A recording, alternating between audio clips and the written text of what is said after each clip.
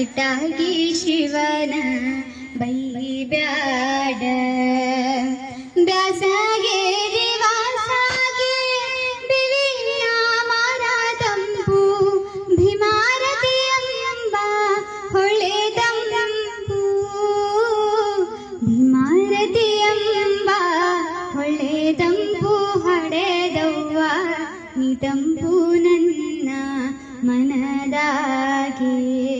ಹೆಣ್ಣಾಗಿ ಹುಟ್ಟೋಕ್ಕಿಂತ ಮಣ್ಣಾಗಿ ಹುಟ್ಟಿದರೆ ಮಣ್ಣಿನ ಮ್ಯಾಲೊಂದು ಮರವಾಗಿ.